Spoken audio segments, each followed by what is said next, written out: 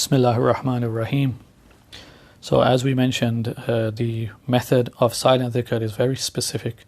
It's very focused, as it has been taught by the spiritual masters, by the teachers, the Shuyukh and the awliya of the various spiritual paths and the spiritual orders of the world. However, with the method of loud dhikr, it's quite simple. It may be more easier to adopt for some people who wish to try something a bit more easier. So when you're doing loud dhikr, you follow the same adab and the respect that the remembrance should be given, that when you intend to sit in the remembrance of Allah subhanahu wa ta'ala, this is an act of worship. So an act of worship must be done in a state of purity. So it is always good. We do not need to worry and concern ourselves with rulings. Is it fard? Is it makruh? Is it makruh tahrimi, wajib? None of this, it's irrelevant. Just make your intention that you want to sit in the remembrance of Allah subhanahu wa ta'ala. Now once you've made your intention for the dhikr, for the worship, the loud dhikr, the criteria is that you do the dhikr upon your tongue and you focus with the heart. Whatever you are saying, you focus upon the meaning of those words. So for example, when you are doing the loud dhikr, La ilaha illallah, La ilaha illallah, so you are focusing upon the words of the meaning of every word. There is no deity worthy of worship but Allah. There is no God worthy of worship but Allah. There is no God worthy of worship except Allah. Or in the most minimal form, there is no God except Allah.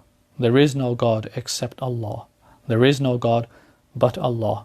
Whichever of the words are most befitting for you to absorb the meaning of what you are reading or what you are saying in the dhikr, in the remembrance, that's what's important. Now there's a very important rule for loud dhikr. The rule is that if there is more than one of you and you decide to sit as a family and you decide to sit as two or more, so the rule of the rule of the loud dhikr is that you must unify your voice. So when you read the dhikr, when you read whatever you are saying to worship Allah subhanahu wa ta'ala, or to glorify Him, or to glorify His name, or to remember Him, so with the loud dhikr, you must unify your voice. What that means is your voices must be together. There should not be the sound of one voice delayed over the other, or one voice saying something before the other. This is quite important, and this will help to improve and to strengthen what you will feel in the soul and what you will feel in the heart in the state of dhikr. So once again, you decide how long you wish to do your loud dhikr. If you're going to do it yourself, perhaps 5 minutes is a good guide, 5 to 10 minutes, as it can be quite powerful. And with the loud dhikr, what you have to also keep in mind is that you begin in the state of purity, in the state of wudu. Perhaps you can do a ghusl. Try to wear white Islamic garments, white Islamic clothing, to feel that you are honoring this act of worship.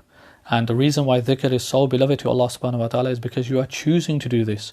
It's not a compulsory command like salah or like zakah or like the fasting of Ramadan.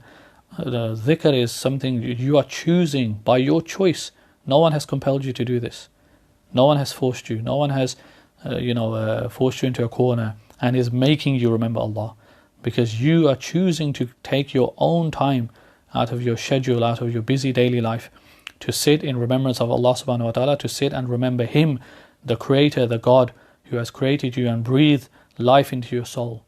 And this is why the aspect of dhikr is so huge and so elevated in the divine sight, that some of the hadiths and the ayats of the Quran mention about dhikr. They are very, very specific about its elevated rank as an accepted ibadah, as an accepted worship.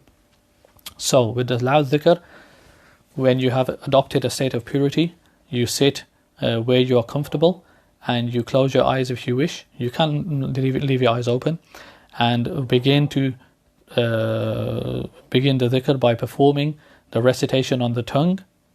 And when you are performing the recitation on the tongue, it's very important that the heart is present. You cannot do the loud dhikr whilst your mind or your heart is occupied with something else other than Allah. Even if you are in a state of distress, even if you are in a state of difficulty, you are in a state of depression, or you are in a state of some other feeling, perhaps you are excited, for something later on that day. The dhikr must be undisturbed, without distraction. And when you begin your dhikr, always begin any sitting of dhikr with salawat, durood and salawat upon the Prophet ﷺ. Always. And when you finish your dhikr, when you finish your remembrance, then always finish and end when you make dua, end with salawat upon the Prophet ﷺ. This is very, very critically important. If you do not honor the Prophet ﷺ, then your dhikr will be weak, and it will not give you the full benefit of what it should upon the soul. So in the loud dhikr, the last thing to mention is that when you make the loud dhikr, please make sure your heart is present in the dhikr. Your heart should be present towards Allah. Your heart should be present towards Allah subhanahu wa ta'ala.